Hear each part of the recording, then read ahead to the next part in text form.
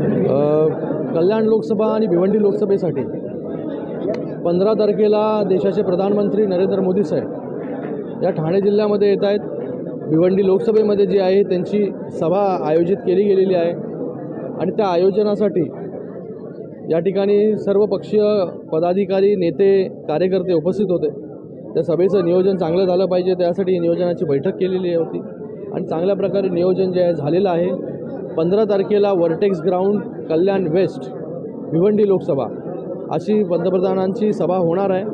मी आपल्या निमित्ताने सगळ्यांना विनंती करतो की आपण सगळ्यांनी जे आहे हे मोठ्या संख्येने जे आहे हे या सभेला उपस्थित राहावं। त्याचबरोबर 12 तारखेला कल्याण लोकसभा आणि ठाणे लोकसभेसाठी खारेगावला 90 फीट रोडला माननीय राजसाहेब ठाकरे त्यांची सभा जी आहे ती होणार आहे। त्याचंही नियोजन झालेलं आहे। त्याच्यासाठी हजारो लोक जे आहेत ही या सभेला उपस्थित राहणार आहेत। मी पुन्हा आपल्या निमित्ताने सगळ्यांना विनंती करतो, जनतेला विनंती करतो, नागरिकांना विनंती करतो की 12 तारखेला संध्याकाळी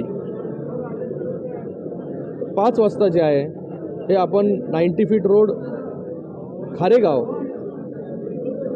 कळवा, मुंब्रा विधानसभा इथे मोठ्या संख्येने जे आहे ते उपस्थित राहावं। पहिल्या दिवसापासून आम्ही सगळे कार्यकर्ते, पदाधिकारी 5 पक्षाचे एकत्र काम करतोय। आपण पाहिलं असेल रॅलीला उत्स्फूर्त प्रतिसाद होता फॉर्म भरणाऱ्या, त्याच्यामध्ये 50-60 हजार लोक होती। त्याच्यानंतर जे काल अंबरनाथमध्ये जे आहे हे रॅली झाली तीही उत्स्फूर्तपणे अंबरनाथ ईस्ट, अंबरनाथ वेस्ट दोन्हीकडे जे 5 तास रॅली चालली। त्याच्यामध्ये प्रत्येक कार्यकर्ता, प्रत्येक पक्षाचा जो इन्वॉल्ड होता, प्रत्येक नेता इन्वॉल्ड होते। जनतेचाही उत्स्फूर्त प्रतिसाद जो आहे हा रॅलीला मिळतोय, महायुतीला मिळतोय, महायुतीच्या उमेदवाराला मिळतोय।